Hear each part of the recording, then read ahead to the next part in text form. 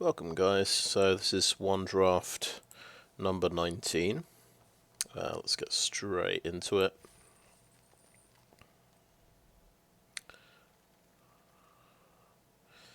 Oh, that's how appropriate.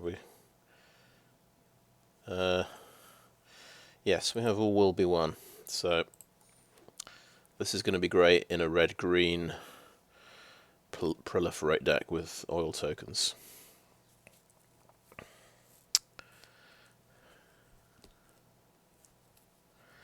Not so good with the poison deck because you're not usually adding that many poison tokens. But these are, I mean, three really good uncommons here.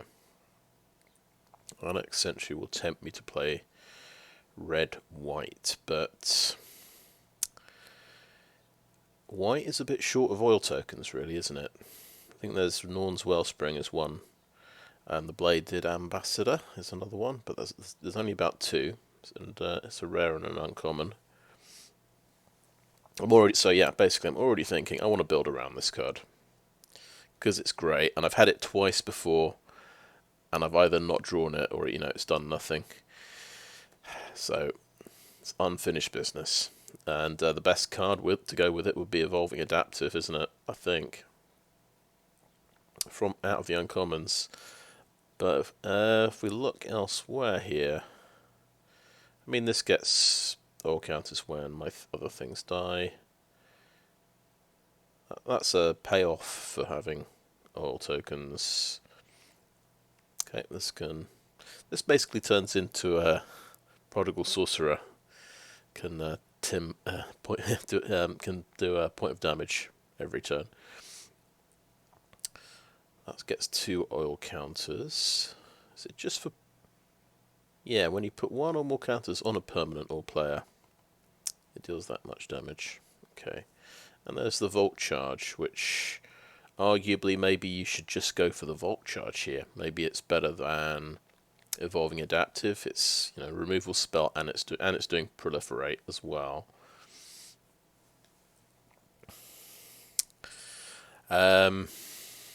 And it means you stay in red, so you stay flexible if you want to. You might, because red-blue might be quite viable with, or will be one as well. That does have a lot of oil tokens going on. Right, I think, yeah, I'm going to commit to green. I'm going to quite early. I'm going to go for the Evolving Adaptive because I think it's very powerful on turn 1.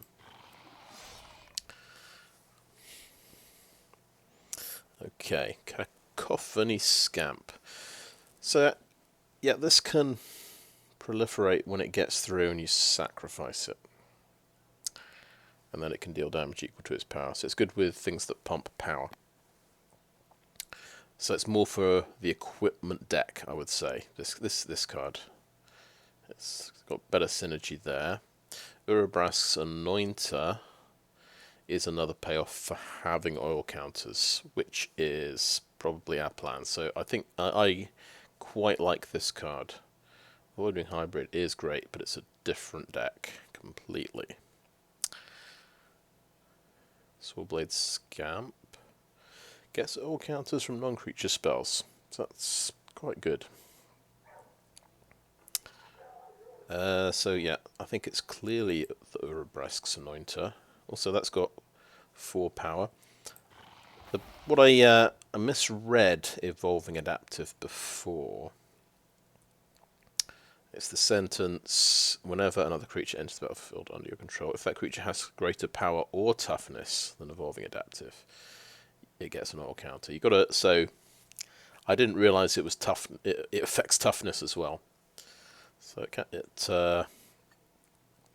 if you sequence your creatures in the right order, you can get this up quite high.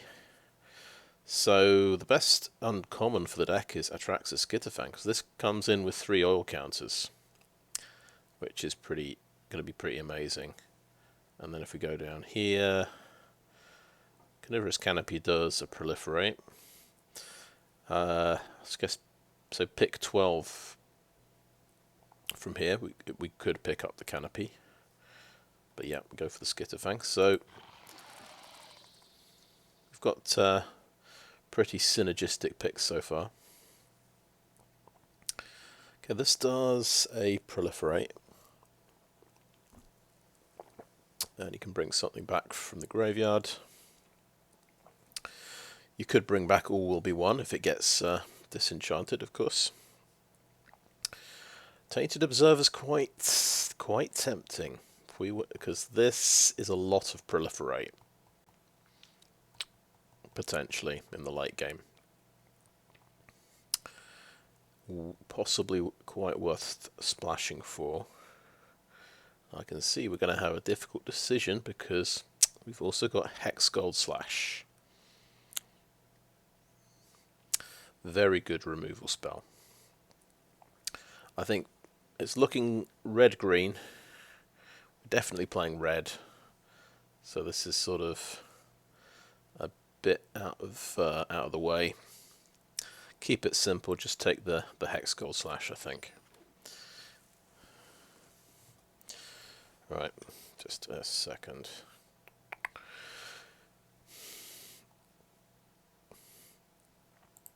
Okay. Right, another Unnatural Restoration. Not used it before. Maybe it's good.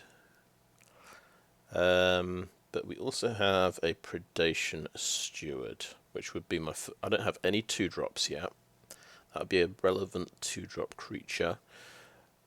We should see maybe 1 or 2 more of these in the draft, I feel like. This would be a chance to try out a new card that I've not really tried. You can imagine bringing back an Atraxa Skitterfang with this. That would be quite reasonable, or an Anointer, possibly even better. So I'm going to give this one a shot. I think it just comes back to your hand. It doesn't come into play, of course. That would be ridiculous.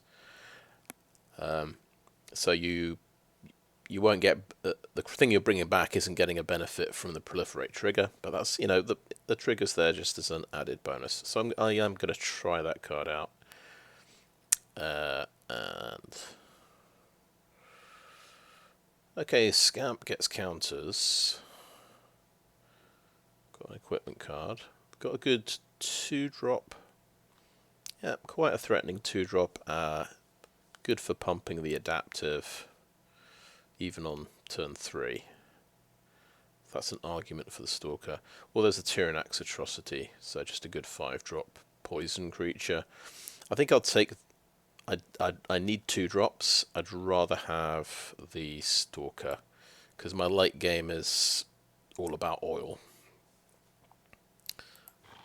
Even if I'm not a toxic deck, I think this is quite a good card. Right, Barbed Batterfist is another 3/1. So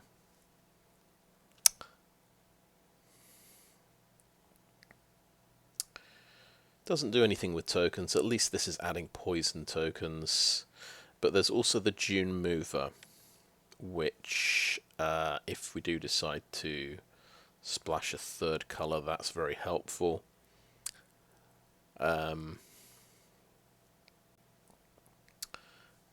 But this obviously it's a lot less aggressive than a Branchblight Stalker.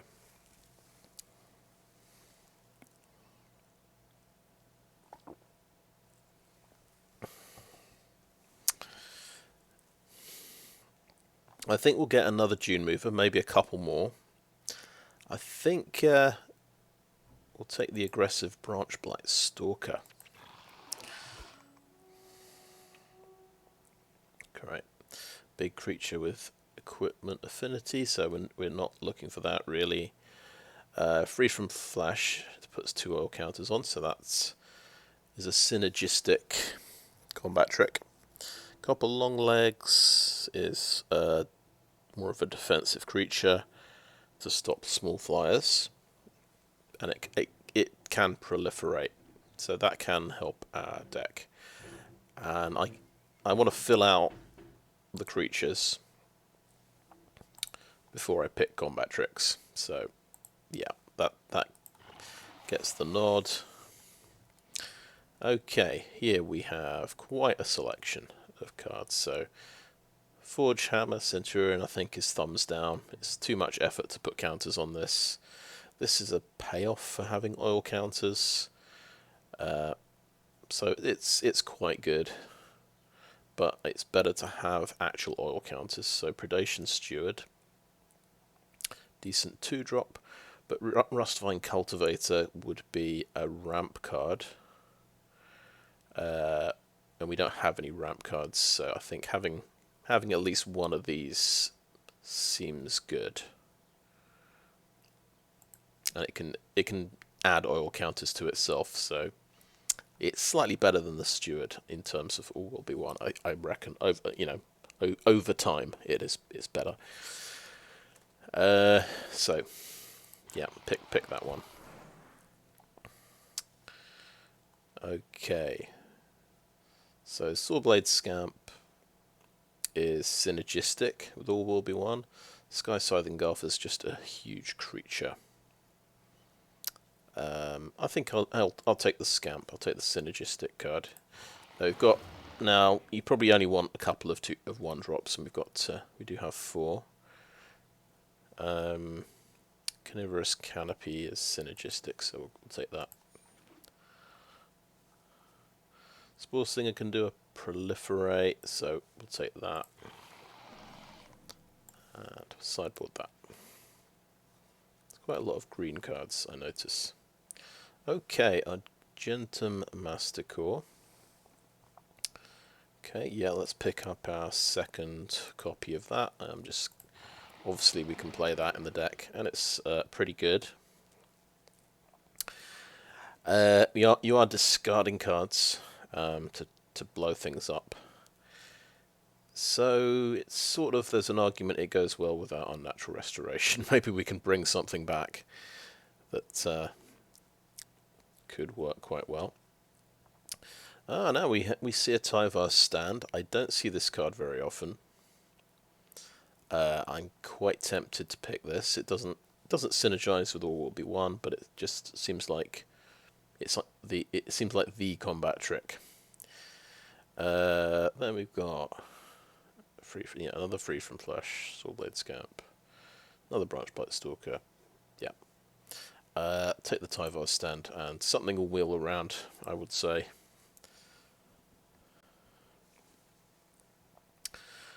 Okay. Equipment card. So another Copper Longlegs, Ichorspit Basilisk. I am a fan of this card. I do like Death Touch creatures. There's also a Dune Mover, which I think I'm going to hope the Dune Mover wheels around. And I take the Basilisk. Oh wow, Vindictive Flamestoker just sneaks in there. We do have 4 copies of this. It does get oil counters though. It is yet another 1-drop. Chimney Rubble is good, but not synergistic, right? So I'll take the Flamestoker. It's worth 20 gems as well. Right, the Fuseling. So you get soul counters when my other stuff dies.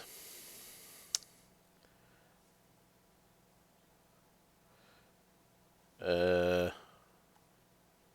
another Carnivorous Canopy is what it's up against. I don't think I'd play 2 Carnivorous Canopies.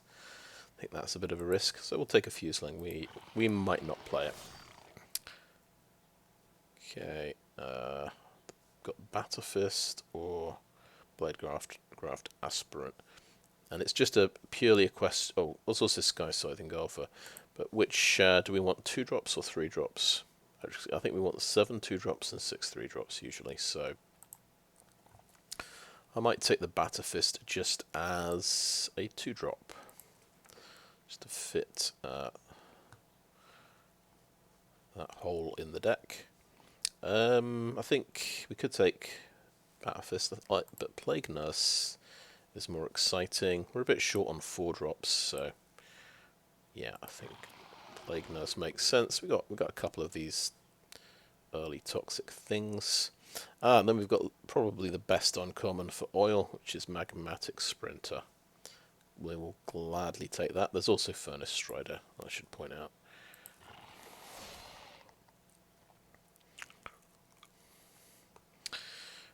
Right, let's see. Free from Flash is the combat trick that adds oil. There's Titanic Growth, which is +4/+4. Or a Shrapnel Slinger. I'm not sure I will play Free from Flash, to be honest with you. I usually play either 1 or 0 combat tricks, and I've already got the Tyvar's stand.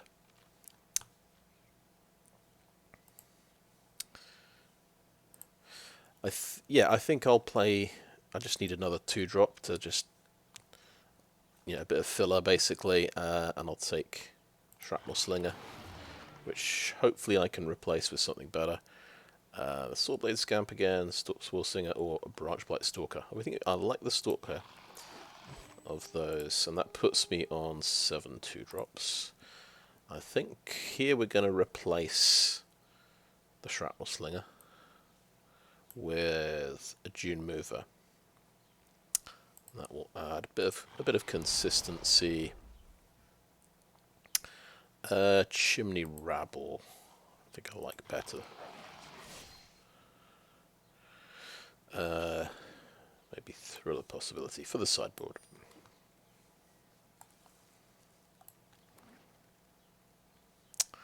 So, I think I'll just try and cut cards as I go along. So, because we've got 24 out of 40, the target's 23. So, what is not sort of synergistic in the deck? I'm going to say Chimney Rabble gets cut. There is a Kethek Crucible Goliath, of course, worth 20 gems. So I've got 4 copies.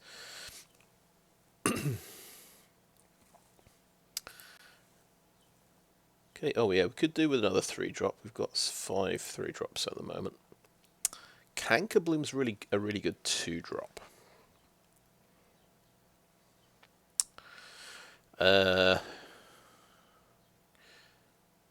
But there's also another Ichorspit Basilisk, which is quite tempting. There's another Cultivator.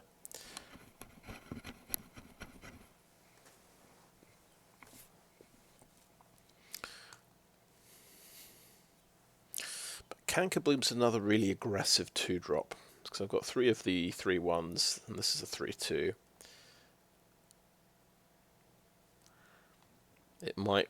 I might replace the Barbed Batterfist with it.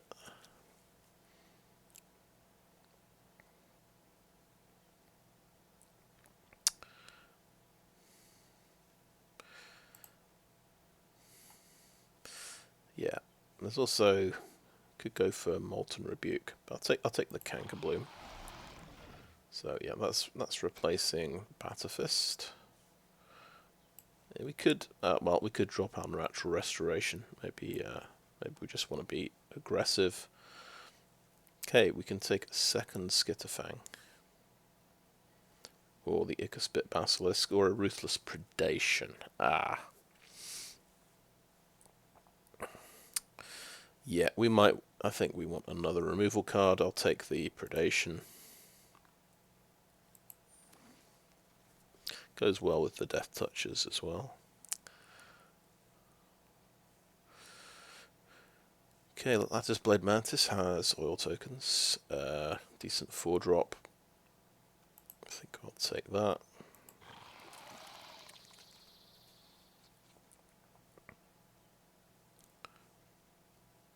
Forge Hammer, Centurion, Copper Longlegs.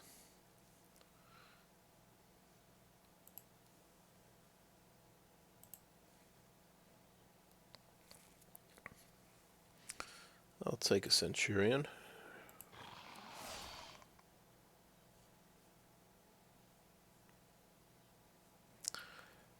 Okay, it's between Furnace Strider and Dune Mover.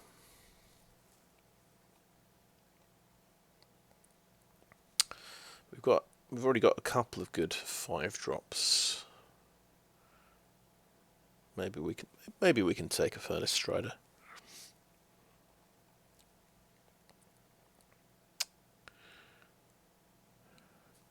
Yeah, I'll take a Furnace Strider here.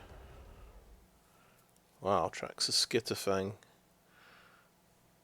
makes it through another Lattice-Blade Mantis. So we are at 27 cards. So we'd need to make some cuts here.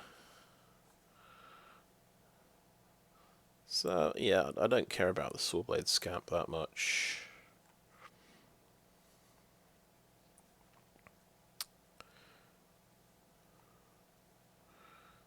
Maybe not the Exuberant Fuseling.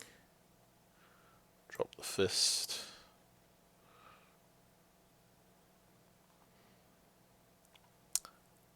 We might be able to drop a Dune Mover as well, I think.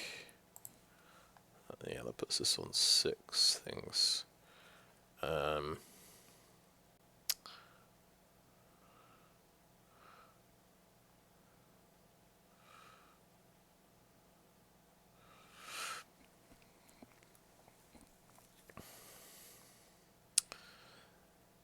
Well, these are decent 4-drops. Anointer, 1 Mantis, 1 Plague Nurse.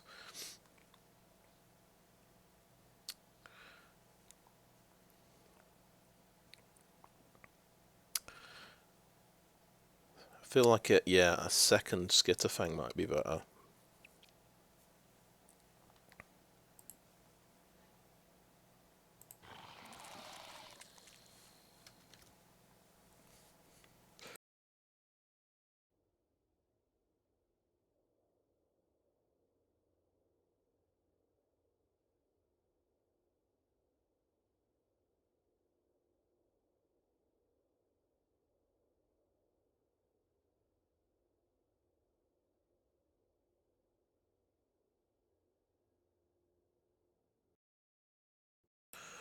Alright. Yeah, so you don't want really more than 3 5-drops. So Atrocity would have to replace something, but I think I like Furnace Strider more because it's it's got oil synergy. Basically, it's a 4/5 haste with oil. So I think it's Plague Nurse. I think you can play 4 4-drops. So a couple of Plague Nurses seems okay. Okay, it's given me some tricky choices here. So it's the good 2-drop, the Death Toucher 3-drop, or another Mantis. So really, realistically, Mantis would be replacing a Plague Nurse because it's getting to attack as a 5/4 Vigilance.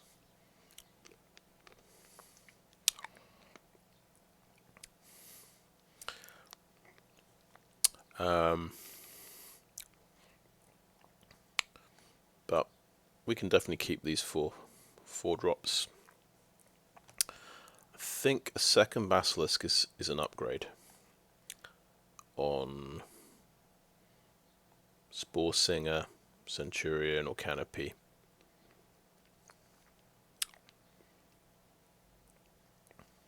I like the combo actually of Magmatic Sprinter and the Centurion. That can come into play and give this enough oil to stop something from blocking. I think I would cut the Spore Singer maybe. Maybe Carnivorous Canopy.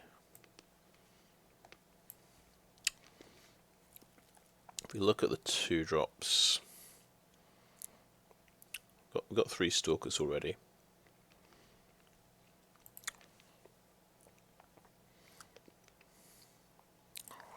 But why not take a 4th? Because what have I cut out of the 2-drop slot? Battle Fist. Unnatural Restoration could come back in.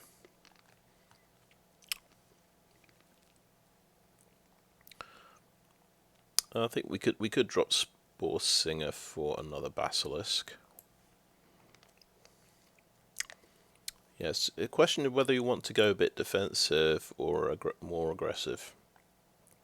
That's a tricky one.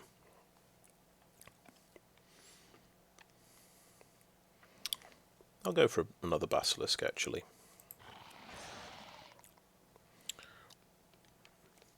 Okay, we could just go Terramorphic Expanse or another Cultivator, but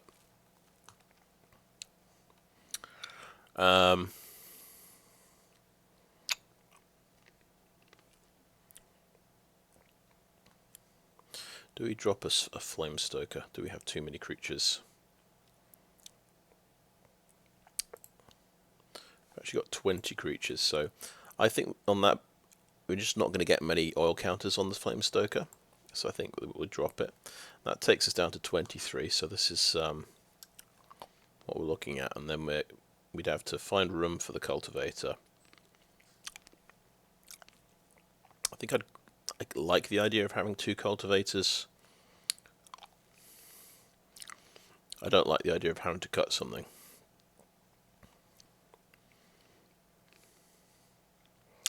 I like the idea of a Terramorphic Expanse.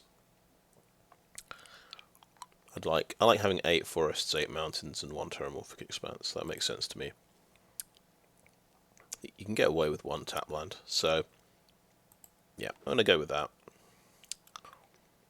There's yet another Skitterfang. I'll take that, and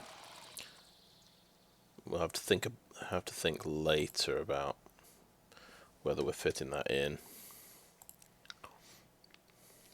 I don't think I'm going to play this Dune Mover, so I'll take the uncommon. Another Expanse or the tap land. Let's take the tap land.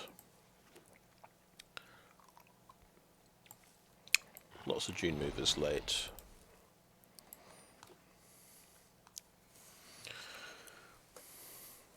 I've never had more than 1 Atraxa Skitterfang before, and now we get 3.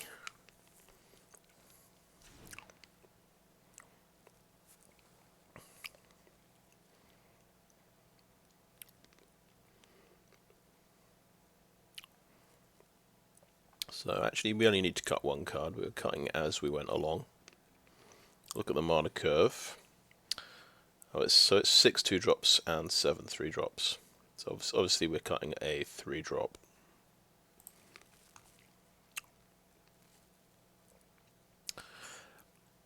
I suppose Magmatic Sprinter is good with a lot of other things. I think we cut the Centurion or we cut 1 of the Skitterfangs.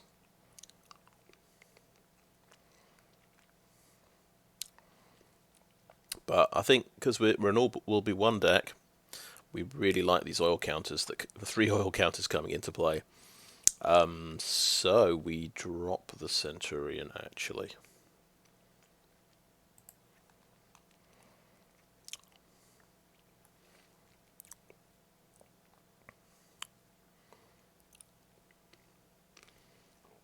Yeah, I think I feel okay about that.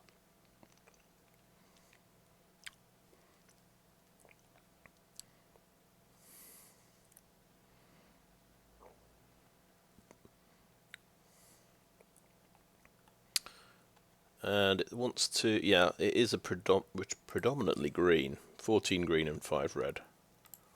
But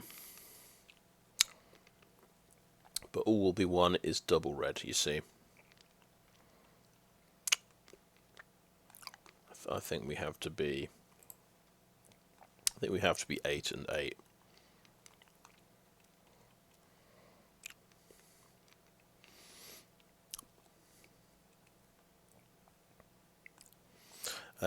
Another look at what we're dropping out of the deck. So Fuseling does get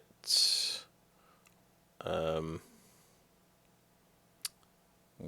oil counter, but it relies on other things dying to get oil counters. This needs non-creature spells, and we've only got 4 non-creature spells, so I don't think that's playable this time. Same goes for Swordblade Scamp. Yeah, that's just an equipment card. No counters on it. just an artifact.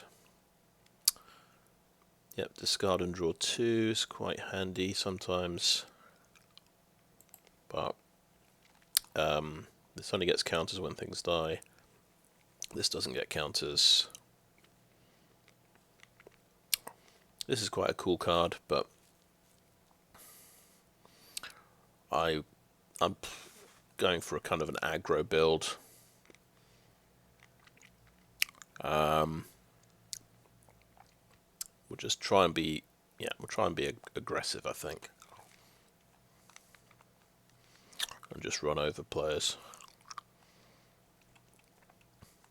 Right, I think I'll call that and end of part 1. I'll have another little think, and then decide what to do.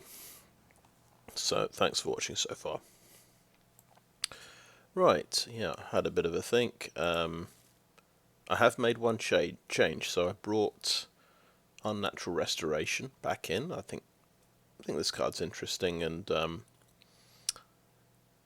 we might get some use out of it.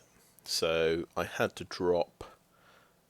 I decided the second Plague Nurse. So I've weakened the toxic part of the deck a bit, but the more important part of the deck is the oil tokens, I think. So I decided that's okay. I suppose one worry is I rely on Dune Movers to try and fix my opening hand.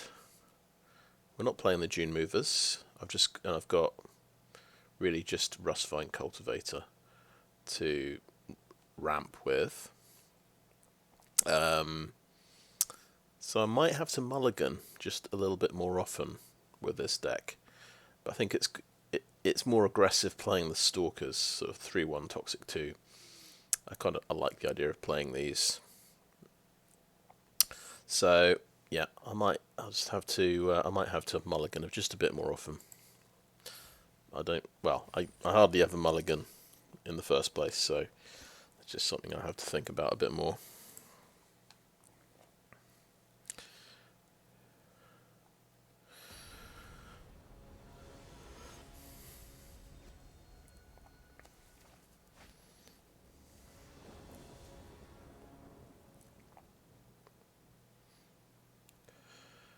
Okay, well that's a good hand, so we've got Mountain and Forest.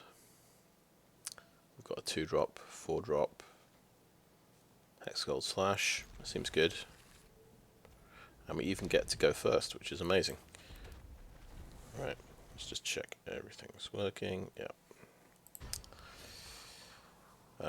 Okay, Terramorphic Expanse, I'll go ahead and start with a Stalker. See what colour he's playing. Swamp. See if he's got Whisper of the Dross. Skull Bomb. Okay, that's it. Okay. I'll play the Forest first and then attack.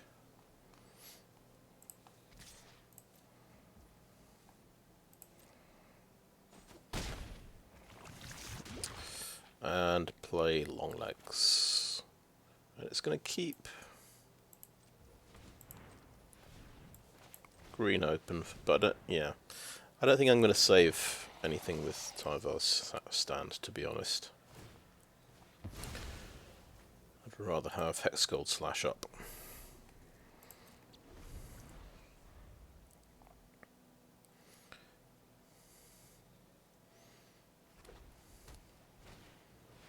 Okay, Dune Mover.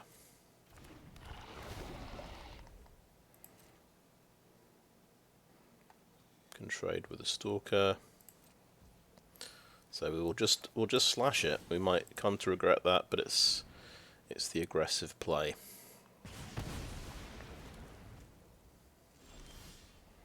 Oh, that's very lucky. So we hit the land. We can play a Plague Nurse. That has an activation. Okay. Just swing in.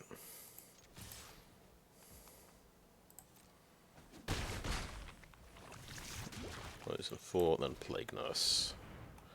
We're threatening to. It adds Toxic 1, so we could do Toxic 5 next turn.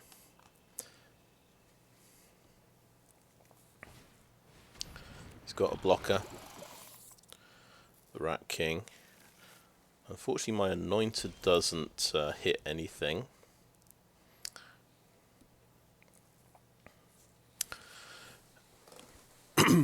But we've got Tyvar's stand here.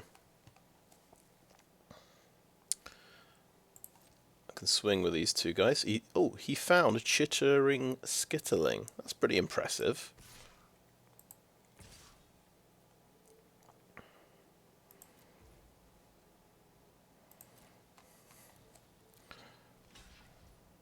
So interestingly, he's blocking there.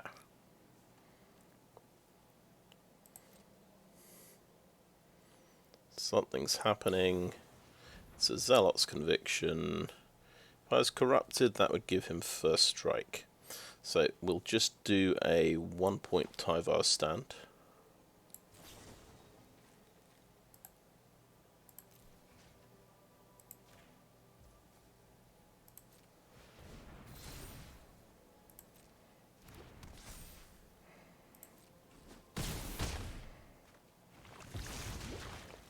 And play a Cankerbloom. So yeah, got 9 damage on the board.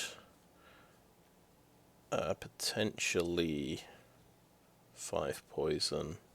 He's got 1 blocker there.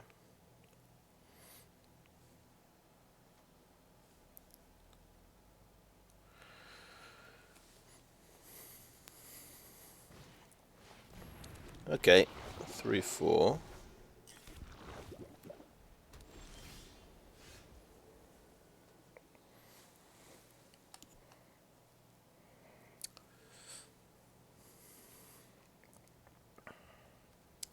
So I think I just follow up with the Anointer here. The Longlegs can proliferate. That could be important, couldn't it? For 2, that can... Yeah, let's play a Mountain. Can only block 1 toxic thing. Other creatures, so... Yeah, if he lets that one through, he's okay. If he lets that one through, he's dead.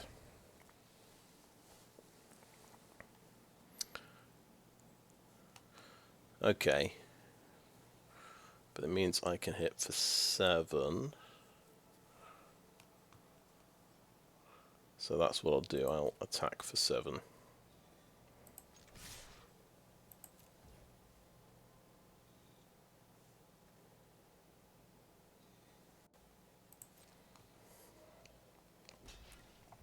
So yeah, sure enough, he will block that. He'll go to 8 poison.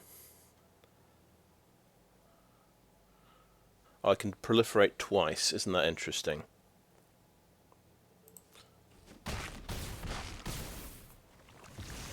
Goes to 8.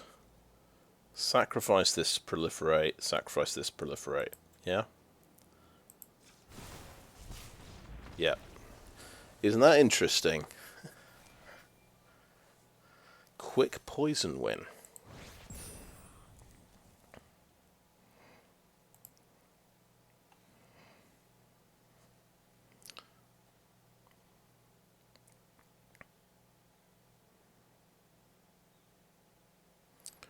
Maybe I don't need the Argentum Masticore. I drop that and put the Plague Nurse back in. Maybe maybe we want to do that again in another game. Because I have already used the Masticore. I mean, obviously it's quite good, 5/5 first strike, but it could be a liability having to discard all your cards.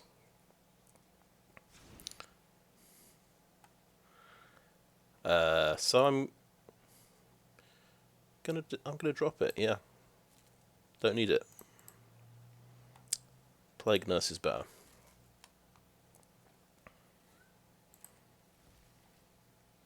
Seems mad, but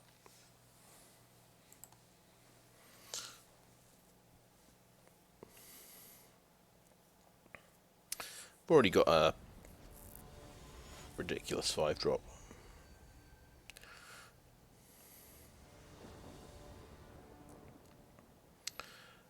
Okay, cool, yeah.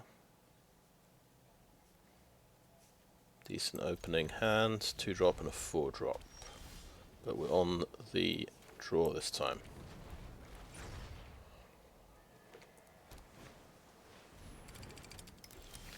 Right, 2-1. Dice Stalker.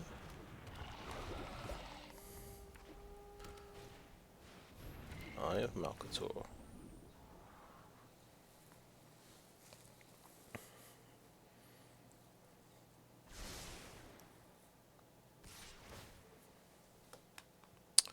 Oh, right. No blocks.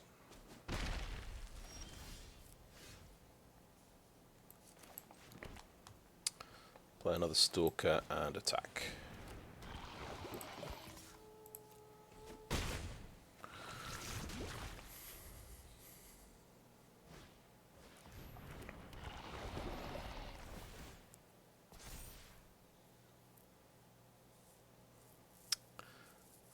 Yeah, I wonder how much that's going to hit me. That could kill me, I'm thinking. This thing is sorcery speed. No blocks.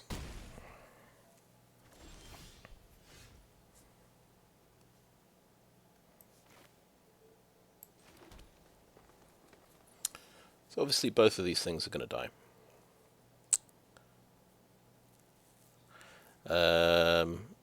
But my turn could be Ruthless Predation followed by Unnatural Restoration. Or I could play a Plague Nurse. And then I'd hold on to the Restoration for another time. He's missed a land drop as well, which might be important. Let's see. Predation. Get through with 1, get him to 4. This gets him to 5 poison. I'm left with 1 on board. Okay, I think let's take our shot.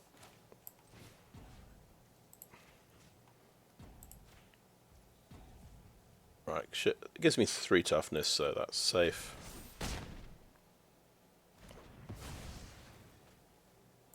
Swing in. Blocks that one. Restoration, bring it straight back and get him to 5 poison.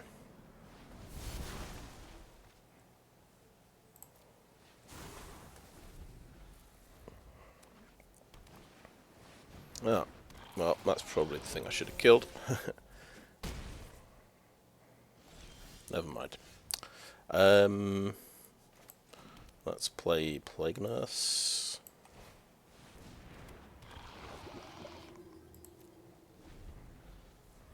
And I'm thinking I might try and double block the Eye of Malcator, because he is way ahead now. And, well, it'll let him kill the Plague Nurse, of course. But that is going to batter me. So, yeah, we've got a double block here.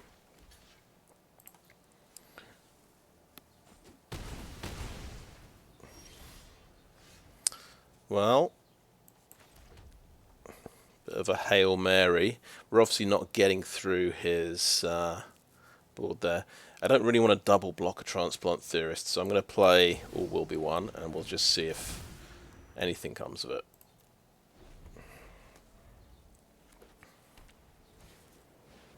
Another Eye of Malcator, very aggressive white-blue artifacts deck. He top decked his 4th land at the right time to play the Sentry, and that's just yeah, stopped my early attack. I'm obviously going to take 5 damage here. Kemba. Okay. And we draw another Branchblight Stalker. So we've drawn all 3 of them. We've reanimated one of them. So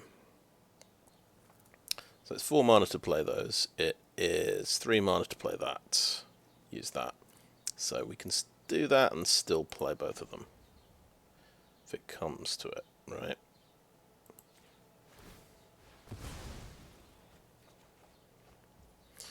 Rustvine Cultivator.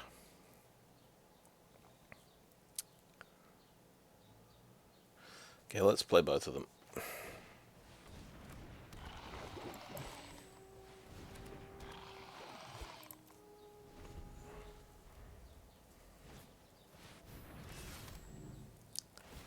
Oh, that is... he gets a 4/4 as well, you see.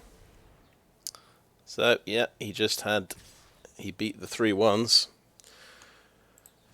So, we do survive, but it's horrible. It's a lot of 4 toughness creatures, and we can't handle it. Okay, good game. So, yeah, that's where these guys fall down, I guess. You draw all of them, you don't... Yeah, I mean, I did have the 3/4 Plague Nurse that I had to trade off for the first Eye of Malcator. Oh well. We drew all we wanted and we played it, and we had no payoff. So even, yeah, if we had that red goblin... Yeah, anyway. There's no point talking about it. Right. 4-drop, 4-drop, Ruthless Predation. Not good. Not good at all. So no 2-drop, no 3-drop. But perfect land. We just have to top deck a 2-drop or a 3-drop. It's like, you know, it's not a mana screw, it's an early creature screw. So we just have to draw the creatures. We got something like 6 2-drop creatures, and we've got probably 4 or 5 3-drop creatures. So I think I'm gonna say it's okay. Yeah, we've also got 12 more land in the deck, so we could just draw land.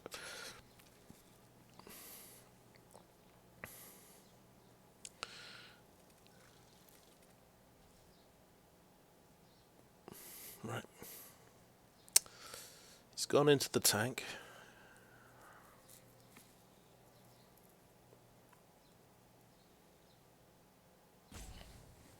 Well, let's just check how we're doing here.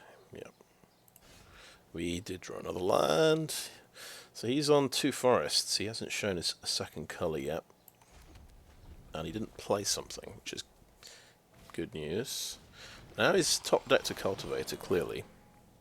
But he's missed a land drop. And I'm going to miss a 3-drop.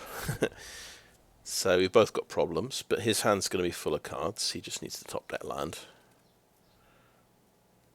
But I'm going to start playing creatures next turn, which is going to be exciting.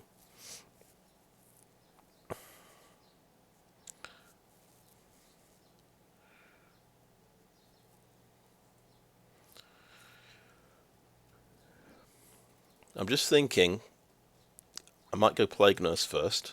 There is, well, a 1 in 29 chance I'll draw or will be 1 next turn, the following turn. And then I might want a Lattice-Blade Mantis. Oh, look, this is... Why does it have to be so cruel? It gives me the Evolving Adaptive on turn 4. Clearly at a time when I want to play a 4-drop creature.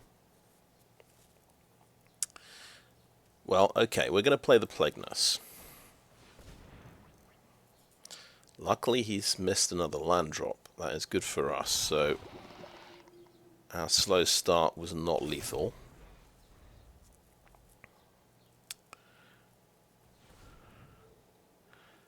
And Ruthless Predation on the Cultivator.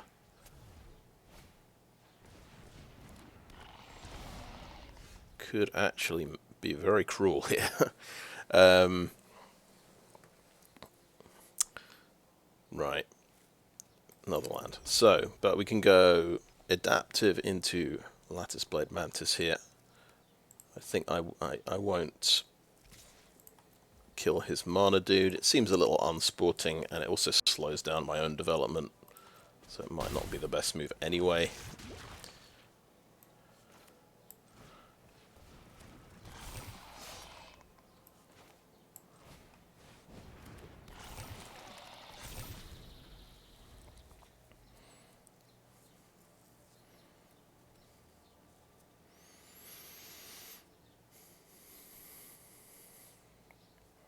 Right.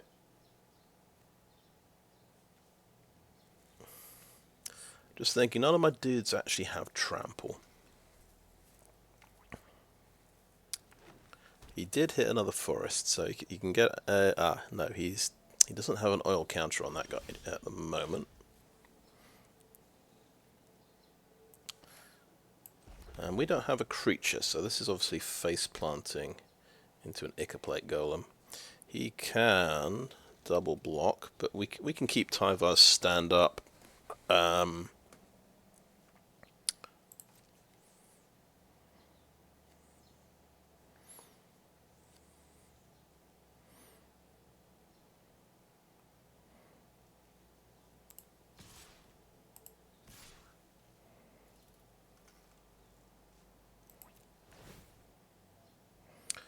Or we can simply remove an oil counter from it, and then he can't block without a combat trick.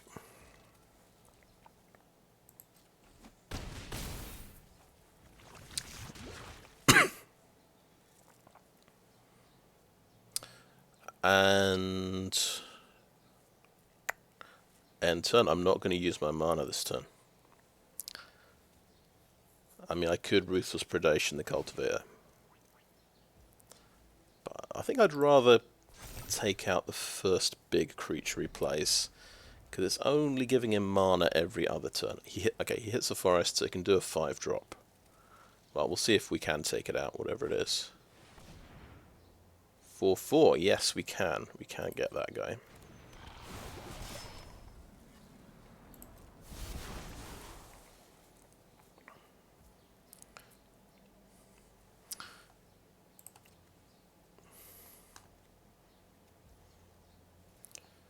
Okay, my turn.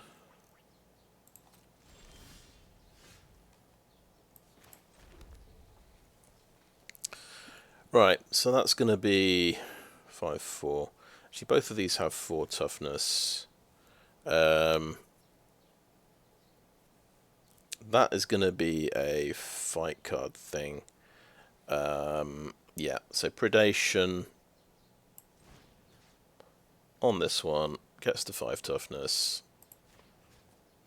Fights a Brutalizer.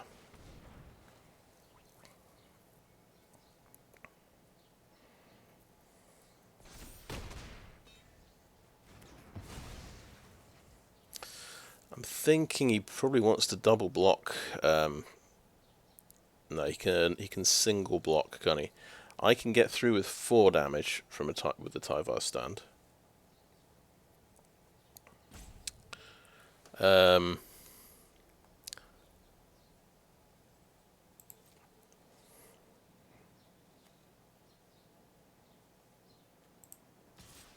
Attack like this.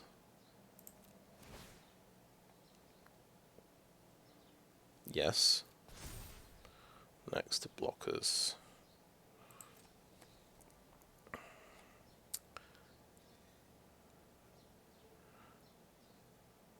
They double block the Plague Nurse. Okay. So, I think I Unnatural Restoration to bring him back, and then it recharges his counters. Honestly. And, yeah, I couldn't get lethal there with Tyvar's stand. Oh, I can't replay him because I've already tapped green this turn. But yeah, we'll Unnatural Restoration and bring that back now. Oh yeah, and that proliferates him to 3/3, which is nice. He hit his red mana. He gets a 2/2.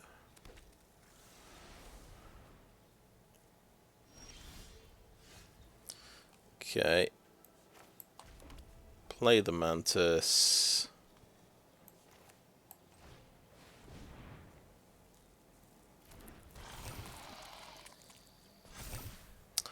Does it have to be high? Yeah, I think the Plague Nurse won't actually pump the adaptive here. Yeah, but tell you what, I still potentially have lethal, so I'm going to swing with these two. He's got to chump block both of them, I think.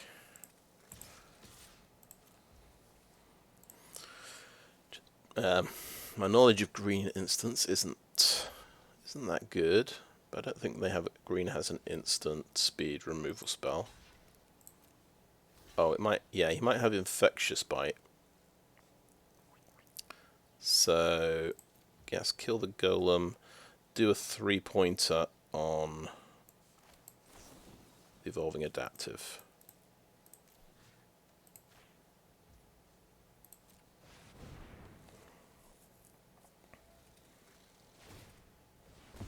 Yeah, he's just drawing a card.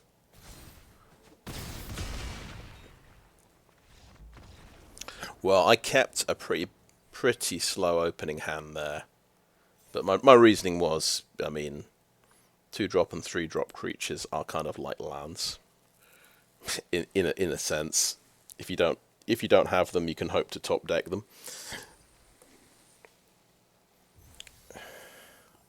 And I had 2 pretty decent 4-drop creatures and 4 land in hand, but it was on the draw. I think probably quite a few people would mulligan that hand. It only worked out in my favour because my opponent was mana screwed as well. Or rather, yeah, he was mana screwed rather than having no early plays.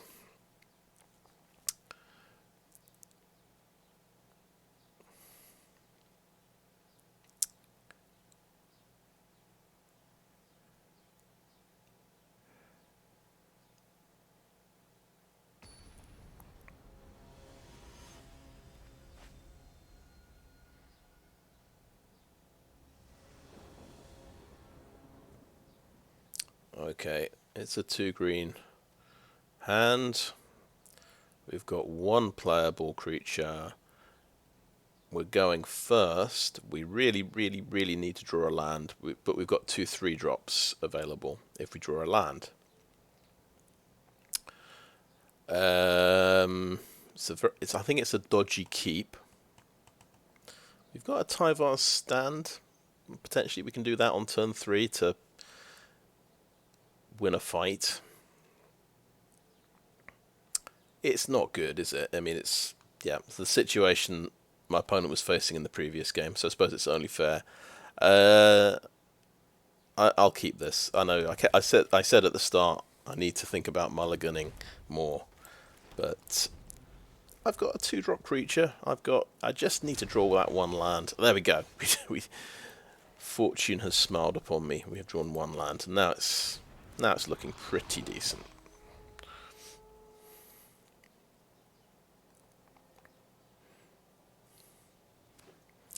Okay, blue-green, and he has a 2/2 creature. Right, so we could Skitterfang and go for flying, or we could use the Tyvar stand now to win this fight. I like this Skitterfang ploy myself. Use up an oil counter, just give it flying.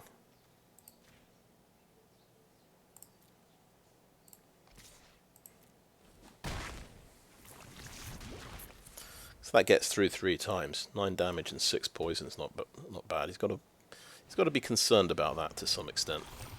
Another steward. A 0/3. Okay, so the flying plan is looks pretty good here. Oh, we've got Anointer. Yeah, only does 1 damage. We've only got 1 oil thingy. So,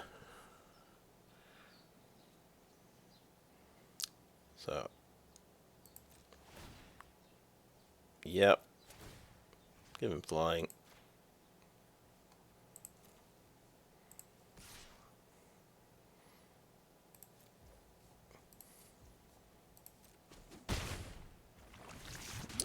and just play a Basilisk.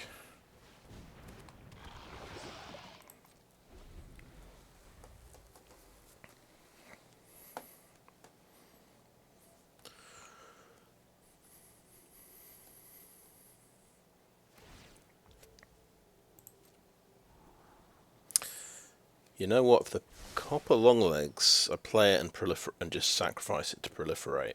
That gives me another turn of flying.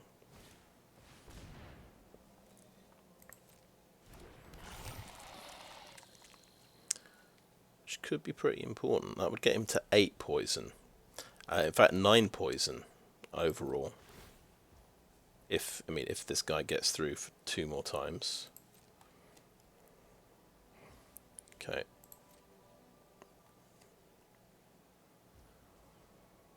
My turn. Kind of mad that I'm actually, I'm going to play a Longlegs and just sacrifice it straight away. But it just seems like the move to do.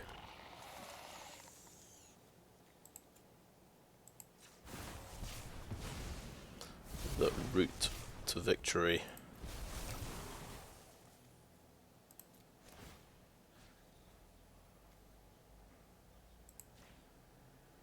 Flying, please.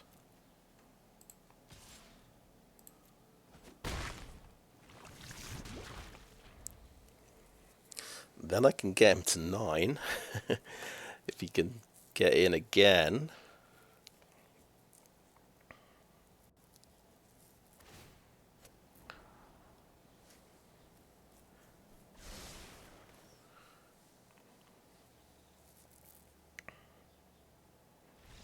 Conceded.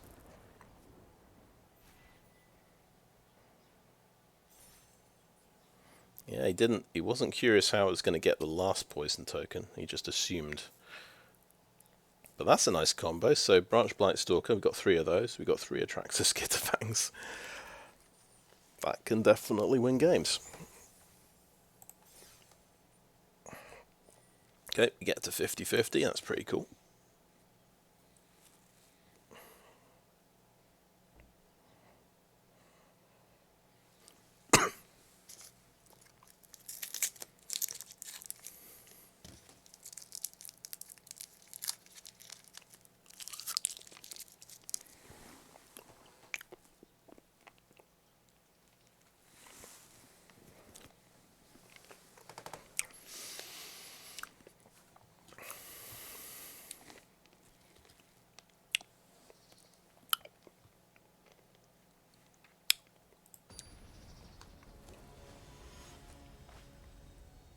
Oh, Diamond opposition. Last Diamond player I played against had Glissa Sunslayer and Atraxa. So 4-colour deck. Managed to play Atraxa because Glissa just completely held up the board. Okay, 1 drop. 2 3-drops. And I can bring something back. On the draw.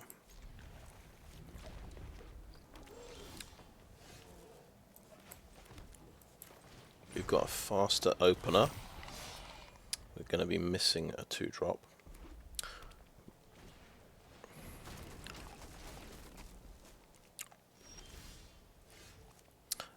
Play the tap land and say go, I think.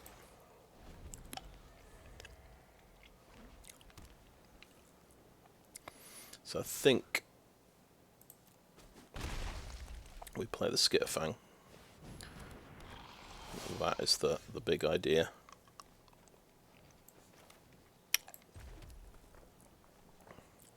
And then we've got the Sprinter to reload the Skitterfang, which is pretty amazing.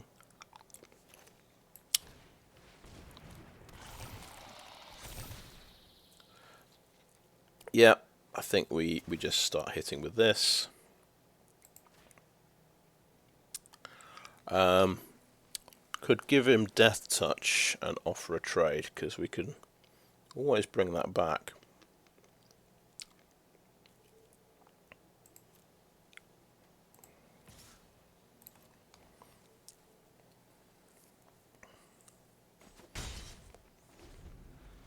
No, he's not going for it.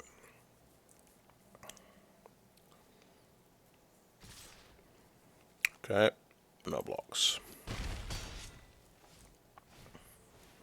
2/3 creature. Okay. Oh, another Skitterfang.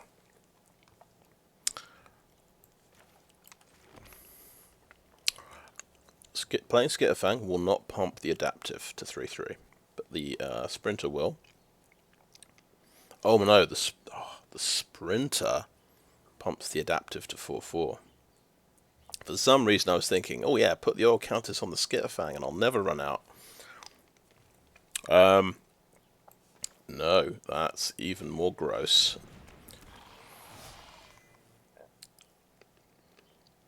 Okay, let's see how this works.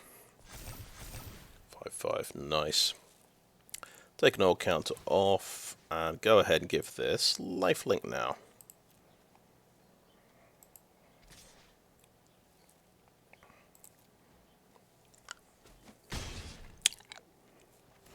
Yeah, Sprinter plus Evolving Adaptive is ridiculous. Can you blow it up? He needs 5 mana for the 5 damage spell, but the 2 mana white enchantment could, ossification could knock him out. It's kind of what he's looking for, and he might have to do a bit of a team block here.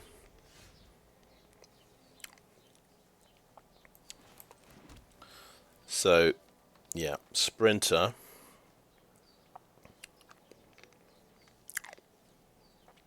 Straight on, because we've got a backup Skitterfang, I think we'll just use the oil.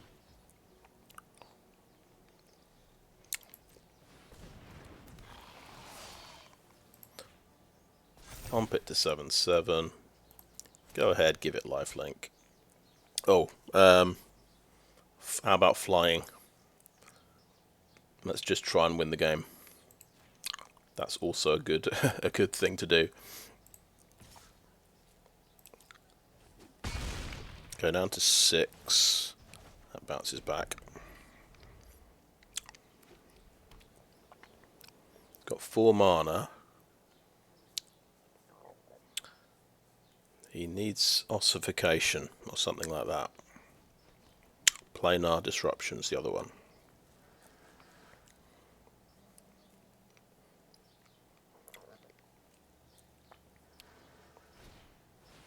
But he's got Chimney Rabble. He's going to attack with everything. Let's count it up. 3, 6, 7, 8, 9, 10. We trade with the Kambar.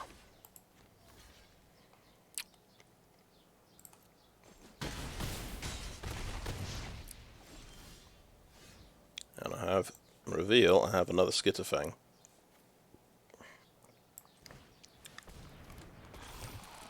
And Sprinter again and make it 9/9. Yeah, let's give him lifelink.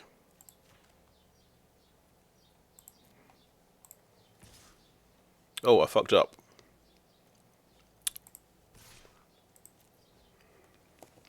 Should have given him flying, but I fucked up. Quite funny. Now if he wins, I feel very silly. I forgot he had a goblin to block with. Just completely forgot. He's got another Chimney Rabble. How close does he get to winning here? 6, 7, 8, 9, 10. Okay. Sprinter again, make him an 11/11.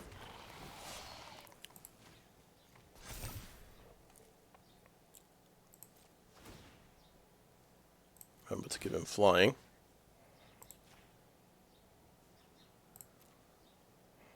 See if this works.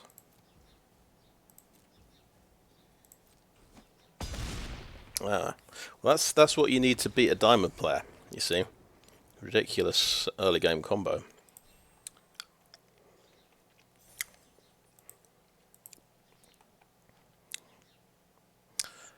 And that makes me think, should I be playing that goblin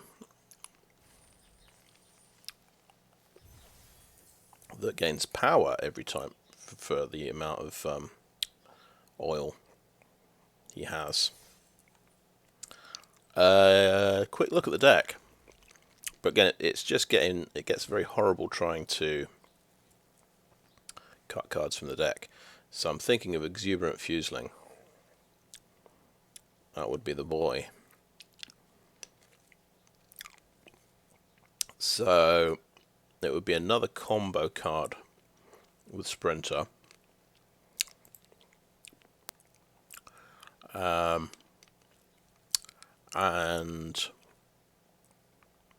I think we end up cutting out the Plague Nurse again. As good as that's been, it is a 4-drop. Yeah, we cut the Masticore. We don't need it.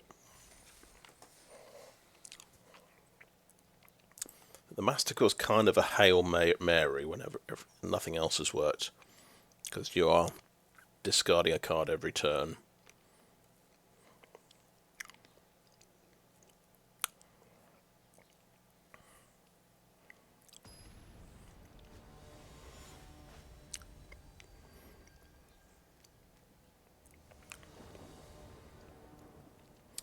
Well, there's the Fuseling.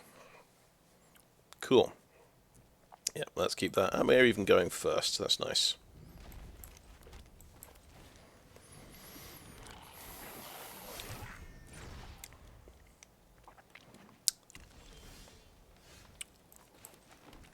Alright, let's get in there.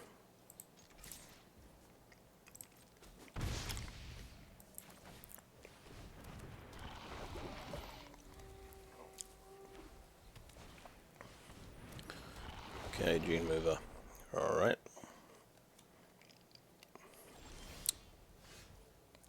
And there's a Skitterfang. We could use Tyvar's Stand here just as a removal card, effectively, and still play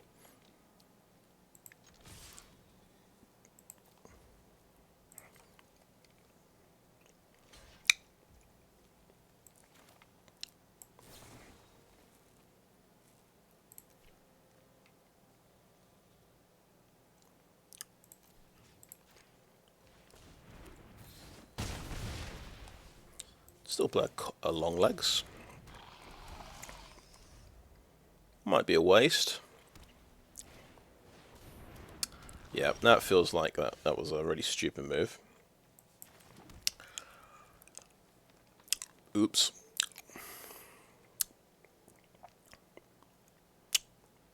But Skitterfang.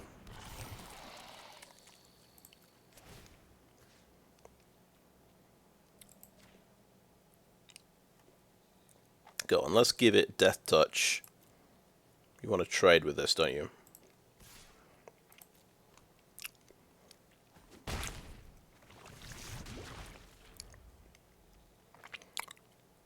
So if everything blocks,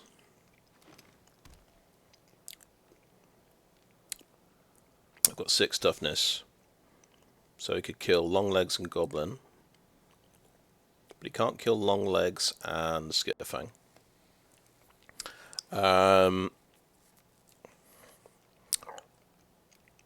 He proliferates, so he gets to do 2 poison.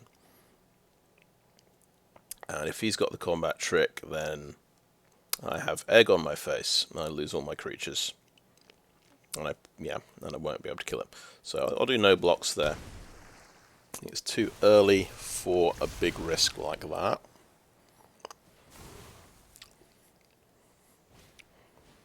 He's got Flyer. Annoying. And he's got Planar Disruption. Okay.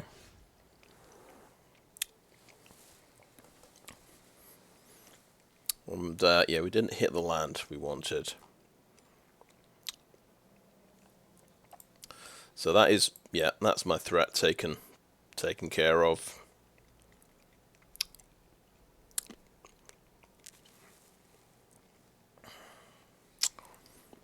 Right, sacrifice Longlegs. That makes this a 3-1.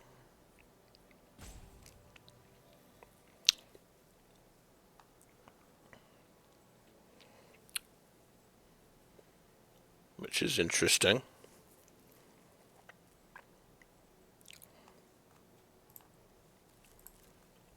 Let's proliferate this, that makes it a 4-1. That is Sorcery Speed, that's Sorcery Speed as well. Okay, well... yeah. It's just crazy enough it might work.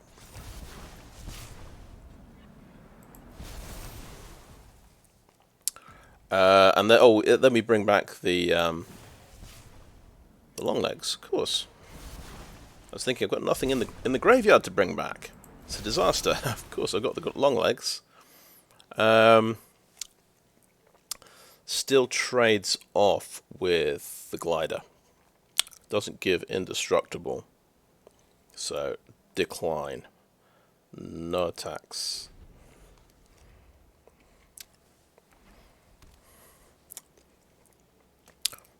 But that was pretty cool. We're doing cool stuff with the Fuseling already.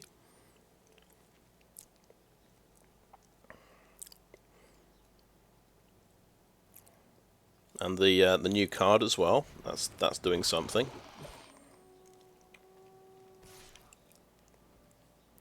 Okay, let's try Locker, see if he's got the combat trick. 3 damage through and 2 poison. So this now pumps the team when it attacks, which is annoying.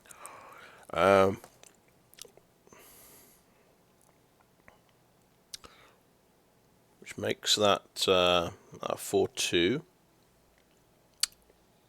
we have to trade off the Skitterfang?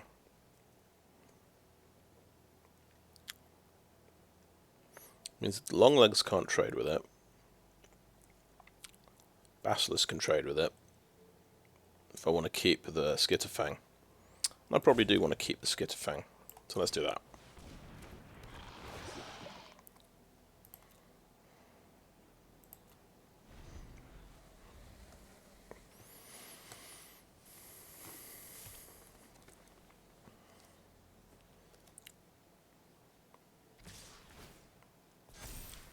Yeah, that's got to go there.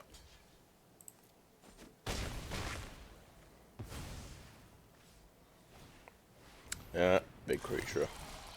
And I am not hitting my 5th land, but I am hitting both my 2nd Death Toucher, which is an excellent piece of luck. Just thinking Skitterfang isn't doing much. Why not give himself flying and fly over for 2 damage? Got quite a lot of oil counters on there.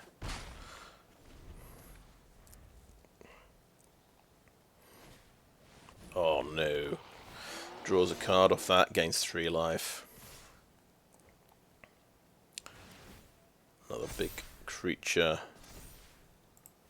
Okay.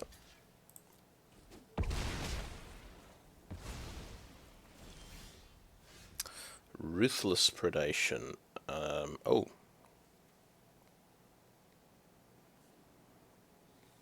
Good news. So that's an answer to the troll. Furnace Strider would be an answer to the troll. I could kill the Glider as well. That's going to pump every new creature, but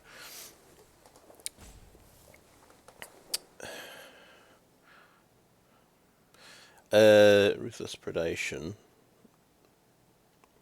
on this guy, give him flying, a swing for 3. Then he swings back for 3. No, I think Ruthless Predation on Stalker, and then he can kill the troll.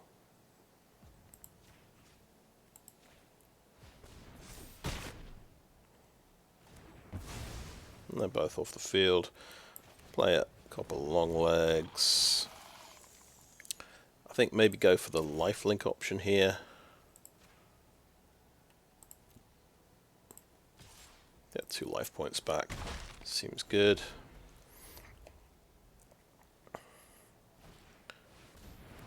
Okay, moderately sized creature. Gets another land. Oh, Plague Nurse. That's a pretty big creature. But we hit our land finally. We can play Furnace Strider. That's exciting. And at the moment we're losing. So, Plague Nurse, they get pumped to there's no point attacking base, is basically what I'm saying.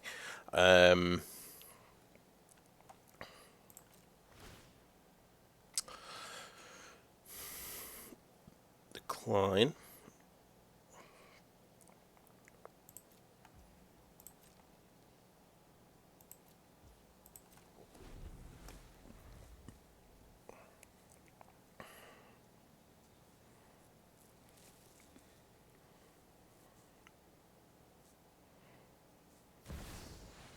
Oh, that's not good. They keep coming, so this is the bonus for token making. And you can make him indestructible quite easily. Yeah.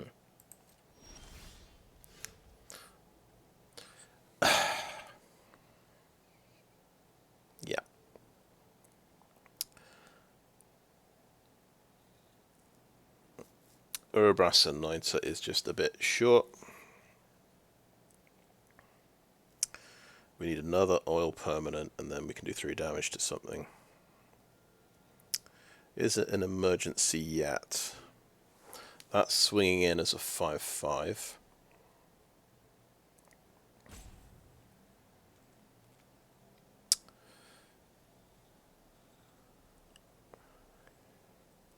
Which is pretty bad.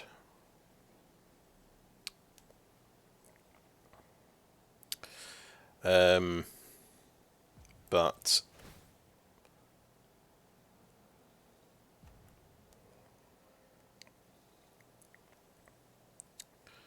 I'll decline. I go next. No attacks.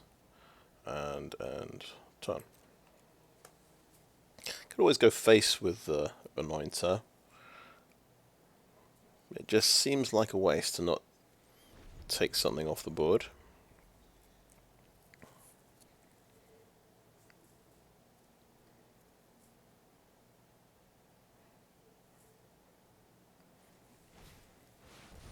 Okay, well that's huge. He is just making just hit after hit. He did draw an extra card with the troll, let's be fair. No attacks though. So much for him playing a 2 toughness creature. Is there anything I can blow up? It is the flyer. Cankerbloom can blow up the flyer.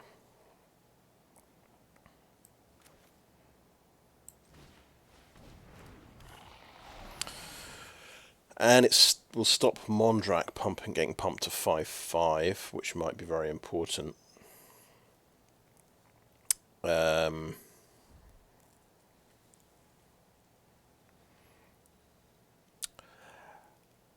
If I let him untap, he can use 1 mana and use this ability to sacrifice Incisor Glider and make this indestructible. Therefore, I think I have to destroy Incisor Glider now.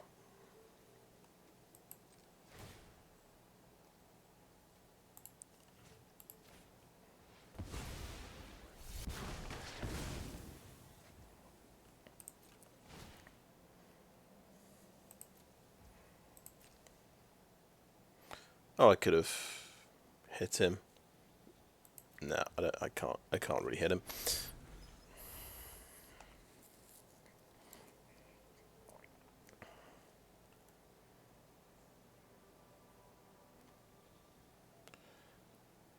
And just to recap, yep, I can block him, but only with the Furnace Strider.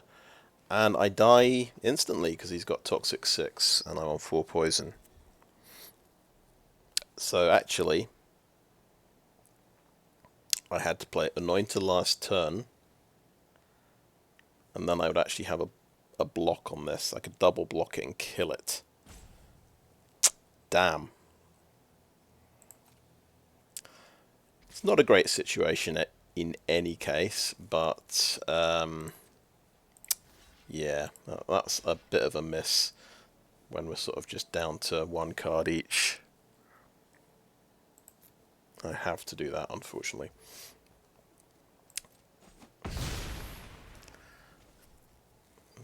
I'm not going to get 2/4 power creatures out this turn. But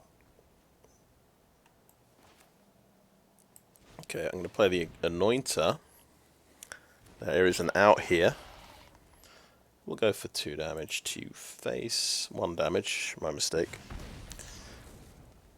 And we found 4 damage, basically. Let's decline that. And no attacks, and end turn.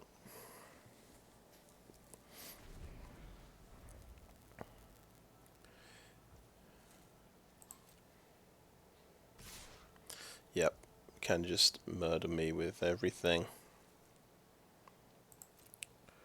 We can do this block. I'll just count this up. That's 10 damage and 2 poison. Puts me on 6 poison. I just have sort of no blocks there. Well, I can do 3 damage, so I could take out the Vorak like that and take 7 damage and 2 poison.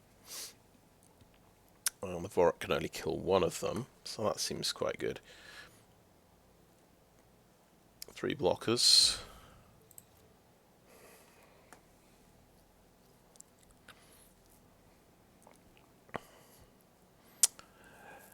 And yeah, the Mondrak can obviously sack to the Paladin and the Vorak to become indestructible.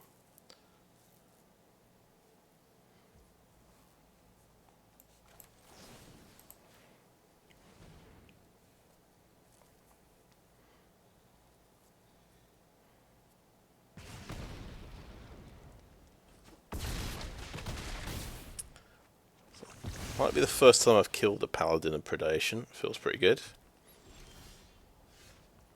Evolving Adaptive. Day late, dollar short.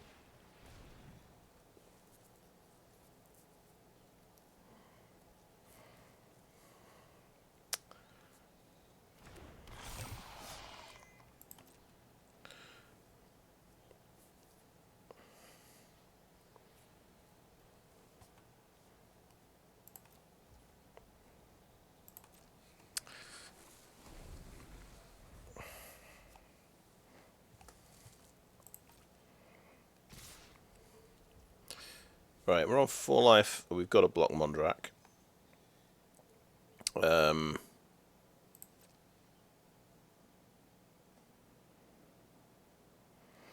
tell you what, though. If I use the Copper Longlegs to block, I can then sacrifice it and pump the adaptive to 2/2. That might be important.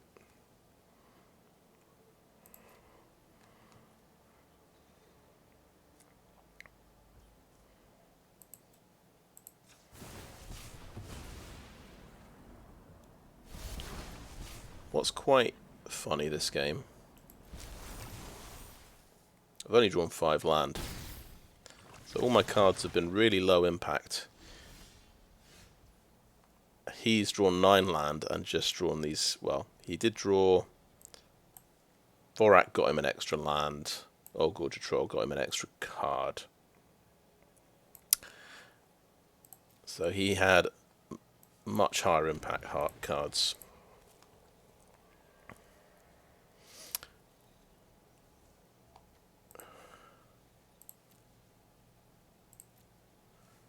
Well, I've just had to jump block with everything, really. I had to do a 2-for-1 on his Paladin. Well, 3-for-1. I had to block 3 things. And he's got complete devotion. Yeah, there you go. I'm not sure I've beaten Mondrak yet. But he didn't even have to use his ability. He was just a vanilla 4/4 creature, and that was enough to win.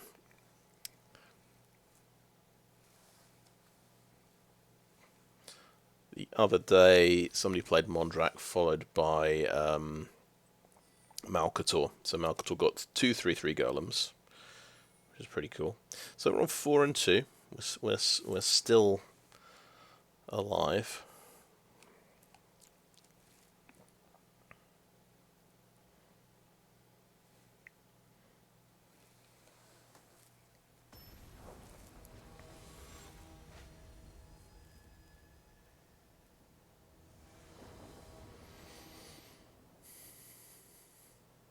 Right. Got both colours. I'm going first. I've got Hexgold Slash. Turn to Cankerbloom. I've got Ruthless Predation. So there's actually 3 cards I can play. So it's not that bad a hand. We'd quite like to see a 3rd land for the Basilisk. I say it's keepable.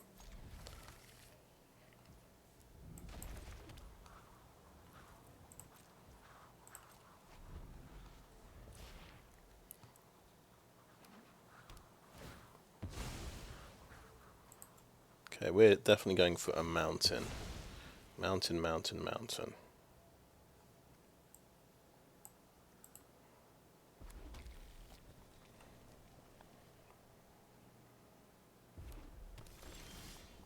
And we top deck 3rd land. Perfect. Right. Start with a pretty aggressive 2-drop.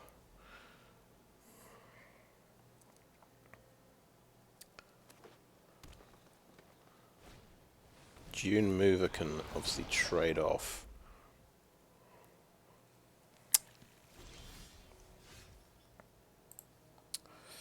Okay, red, green. He actually got another land. We could just chill, play Ichorspit Basilisk and chill. That's probably the most sensible thing to do. We kind of, last time we overreacted and killed the Dune Mover to get in with some damage. Probably not the thing to do. Because that was the game he followed up with the 4/4 trample toxic thing. Bloated Contaminator. I used Tyvar's combat trick, Tyvar's stand, just to win a trade with the Dune Mover. But he's got Hexgold Slash, so that's out of there. I mean, that's a pretty good idea. I'm not going to block that.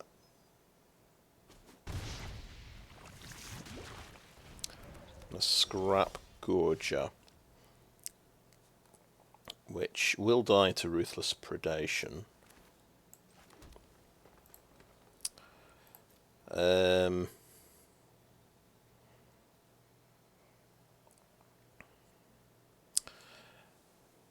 Do I end up doing Hexgold Slash on the Dune Mover anyway? I think I'm a bit worried by the 4/4 haster next turn. I think I want to Ruthless Predation this dude.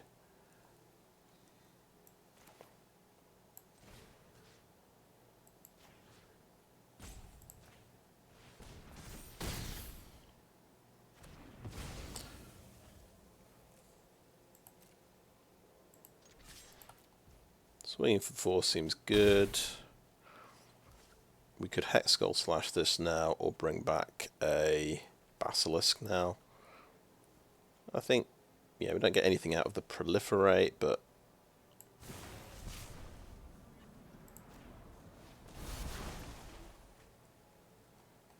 submit 0. We'll just accept the fact we're going to poison 2.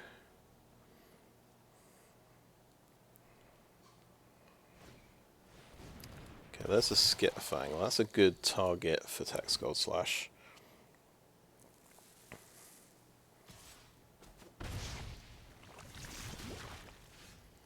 Okay, we get the tap land. The other thing, of course, he might just want to trade with Cankerbloom. Maybe I don't care too much about that. Cankerbloom can blow up either of these things, ultimately.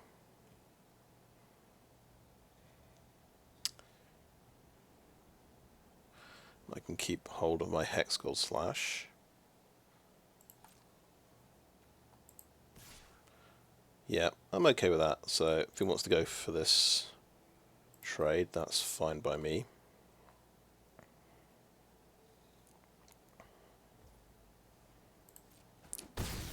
Okay, he does not. So let's play the Basilisk. And let's hold the Hexgold Slash. But obviously that's going to get flying. Yeah,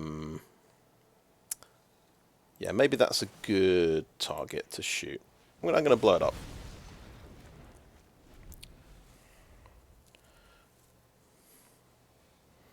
Just, I don't want him to get to corrupted easily.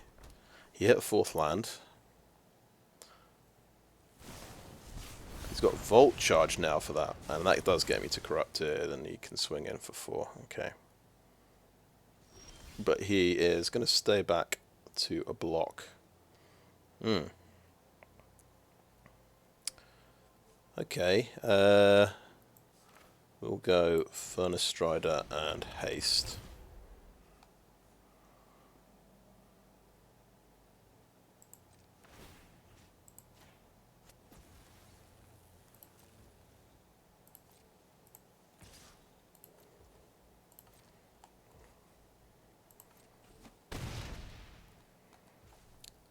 And turn. Will my Anointer finally get to do something next turn? I feel like he's got... Okay, there's a big creature. Fair enough.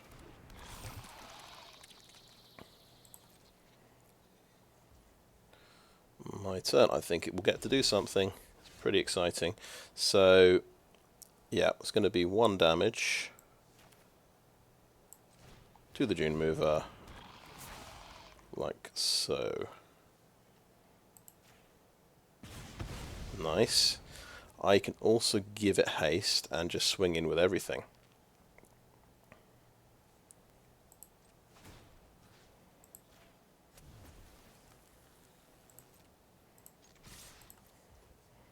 That's 11 damage. He's got to trade somewhere. Probably the Anointer, I would guess.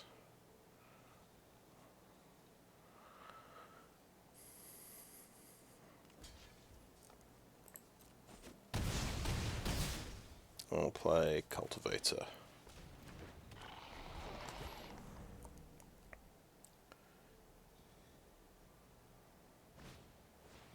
Shrapnel Slinger. Right. I was just checking to see if that was an artifact, but yeah. Nice. That was another 2-lander with a 2-drop, but with 2 removal spells as well. So that was, I think that was a pretty decent thing to keep. So Ajanen. Okay, that gets me to 5 wins. That's a nice healthy amount. I was hoping I would get to 8,000 gems. You see, so I mean, the plan is to do another draft probably tomorrow. So I've already hit the target. Anything more is a bonus. We'll see if we can actually have a game where All Will Be One actually does something. That would be nice.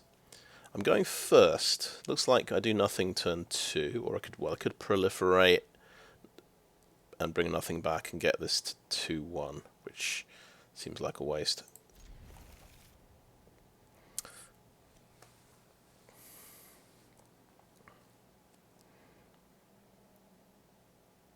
But I'm liking the Unnatural Restoration. That it adds a little extra dimension to the deck.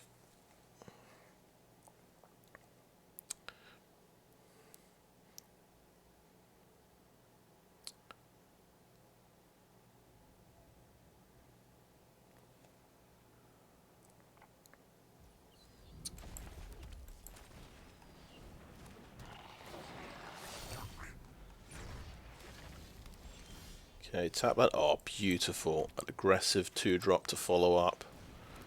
Very nice.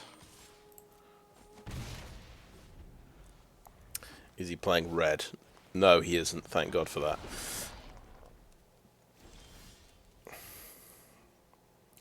Okay, then we just play Skitterfang.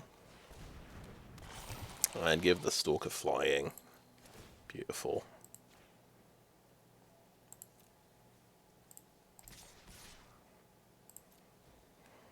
Is he blocking that one? Okay, he's blocking it.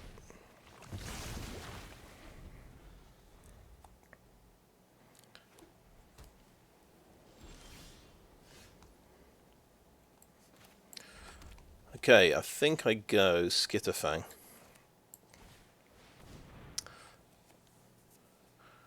just going to give everything lifelink. Build up a bit of a life total before he, you know, gets his boots on.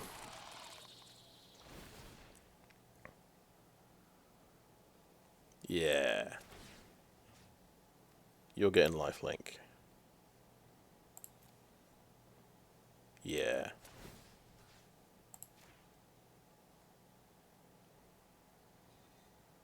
You're getting lifelink.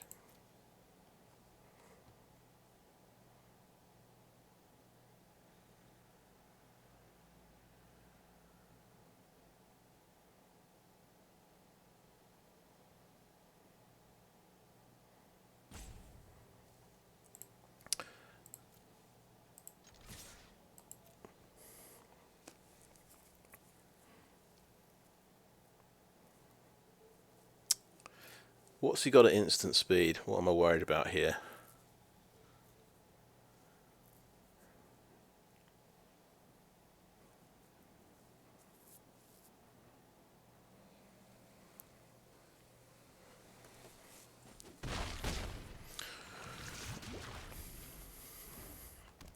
Okay, he's got 4 land.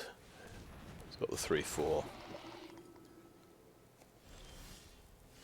Okay, Anointer does 2 damage here. Okay, let's play the forest. We will do Unnatural Restoration and bring back the goblin.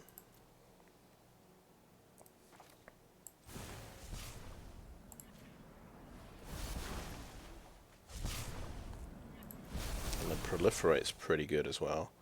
Play the Fuseling. That's 3 oil permanents, so I can do 3 damage to something next turn, which is quite good. Yeah, take action. This gets flying, please. Take action. And I could just go for damage, couldn't I? Yeah. This gets flying as well. 5 damage, 2 poison. Can go face for 3 damage as well with Urabrask's Anointer.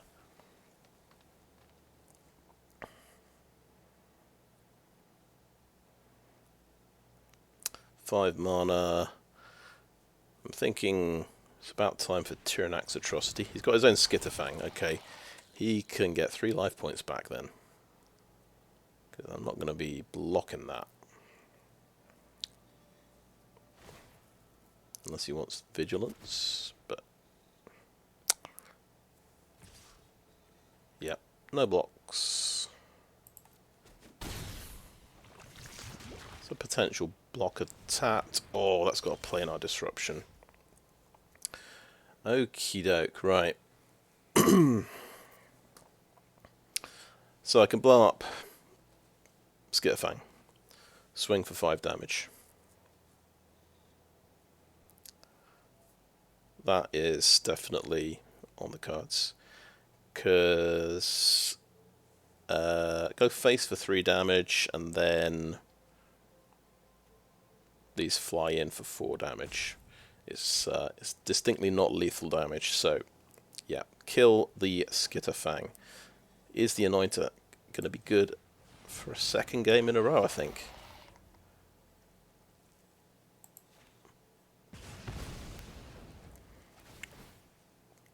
Decline, and swing. 5 damage.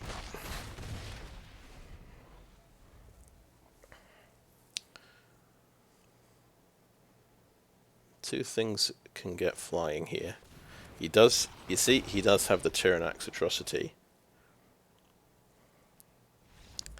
But, yeah, I just get through with the flying and I win. That's pretty nice. Okay. 6 wins.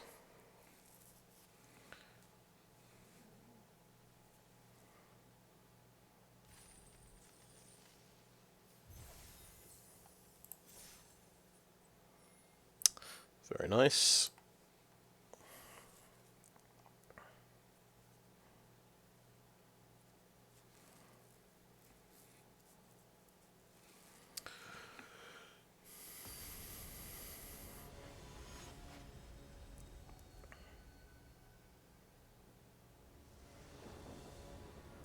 I'm going first. We've got Hexgold Slash and a couple of Stalkers, so that seems fine. Play the Mountain just in case we want to blow up his 1-drop.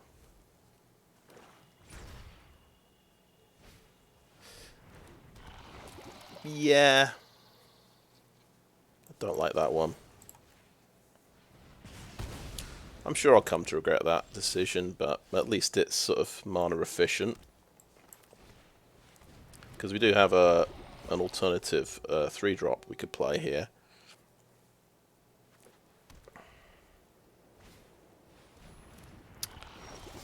Rat. Damn your rats. So...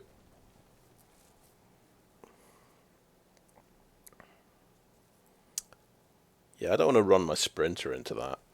I'm just going to attack like this. And he can trade off if he likes. And I'll play another one.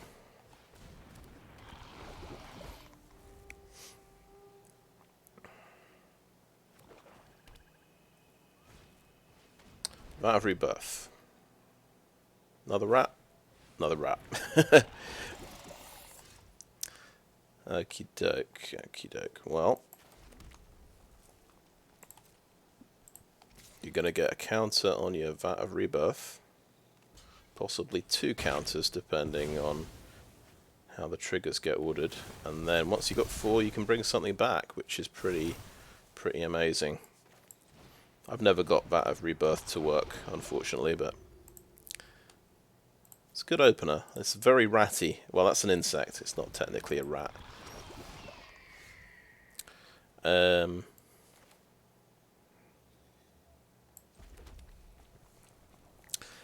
Do we trade a Magmatic Sprinter for a Flensing Raptor? The trouble is it's such...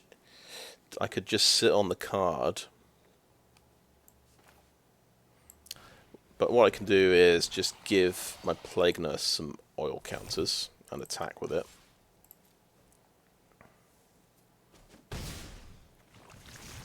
That can bounce back.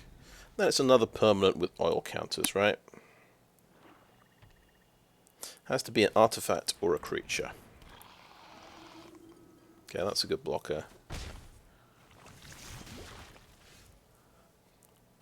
Alright, Furnace Strider. That's a good attacker. So, yeah. Furnace Strider comes in. We'll take all counter off and just go in.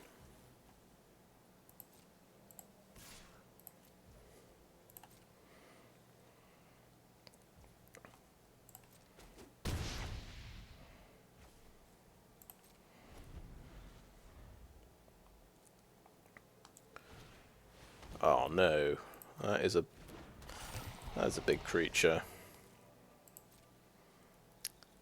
6/6, so down to 16, so it's a 2-turn clock. That's a nice rollout, isn't it? 1-drop, couple of rats with a Vat of Rebirth, 3-drop flyer, 4-drop common, 4-drop blocker, and a 4-drop 6/6. Pretty good going. Pretty good going. Top 13 cards. Drew 4 land. I drew 6 land. It looks like. Okay, my turn. Yep. I think it's all over. Unfortunately, I can't attack, but I could load up Furnace Strider with a bit of oil.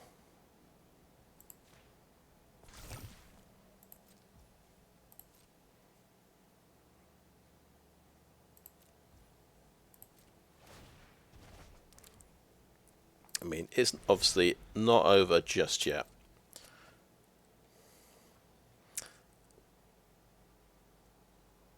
The issue I have, do I have anything that can kill Archfiend of the Dross? Okay, he's going to kill that. And I don't think I do. And I lose 2 life when my creatures die as well.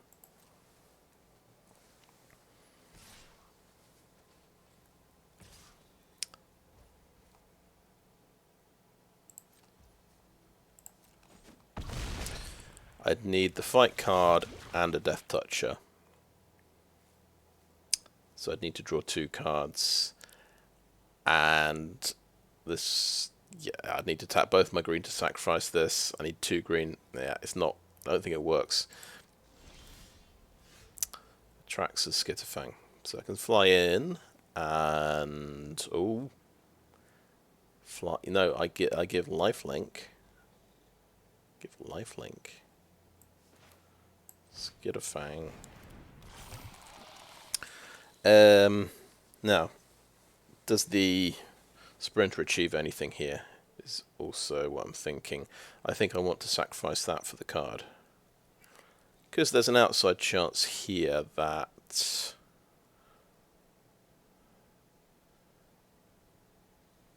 Yeah, tell you what. Yeah, I want to sacrifice that for the card. Okay, I can see the problem though. Orthodoxy Enforcer just attacks, doesn't it? And does the 2 extra damage. Anyway, doesn't matter. We give this lifelink. And then even if I chump block, I die to the... Archfiend.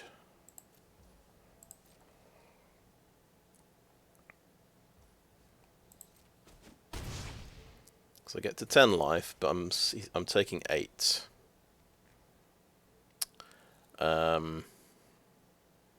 He knows I've got a Magmatic Sprinter in hand. But I could draw a Hexgold Slash. I don't think there's...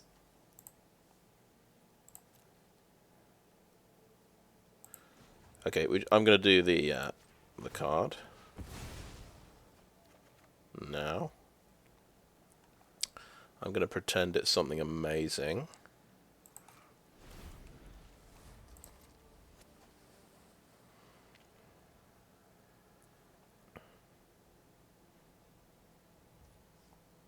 So he's got to attack with the Enforcer to win here.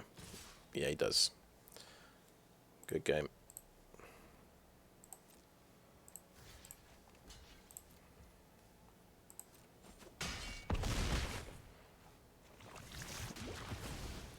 I'll die to an Archfiend with the Dross trigger. Yeah, that was a pretty amazing rollout he had there. And arguably, I could regret using Hexgold Slash turn 1 to kill his 1/1 Death Touch Toxic. But I didn't think it would be followed up by, 5 more things. Perfect curve out kind of thing. Well, I'm pretty happy with that. 6 wins is pretty good. We'll have a little look at the deck. Of course, for the third time I've played Will-Be-One. I believe it is yet to do a single point of damage. Even playing 9 games there, we cast it. I think was it game 1. Never found an oil card to go with it. We just didn't see it the other 8 games. It was buried in the deck somewhere. But we did other cool stuff, so I'm pleased with that. It's ridiculous getting 3 Atraxa Skitterfangs. Really good with 3 Branchblight Stalkers, so that won at least 1 game, just probably a couple of games, giving it flying and getting through. And then Magmatic Sprinter with Evolving Adaptive won 1 game. So that was cool. That's when I added I realised I should add the Exuberant Fuseling, because if I can build that up and give it flying, maybe that could be just as good as the adaptive, almost as good. So yeah, that was fun. I think we just... What did I drop? I had to drop Masticore. I don't regret dropping the Masticore Yeah, in that last game, if I had Masticore and a 4-drop, I could have blown up the Archfiend. I don't think I drew a 4-drop, though, so... Yeah, I don't think it really goes with the deck too well. I prefer Furnace Strider.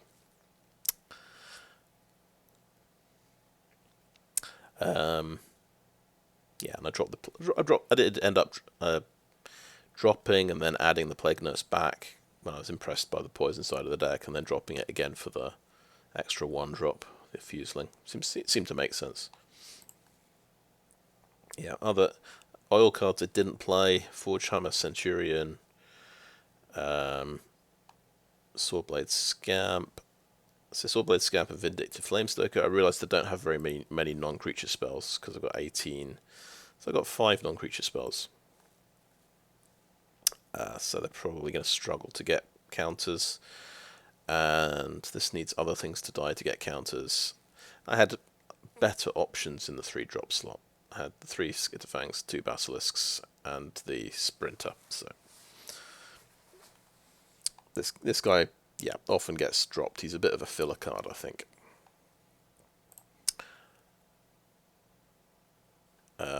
Yeah. Of course, Carnivorous Canopy, that would have taken down an Archfiend.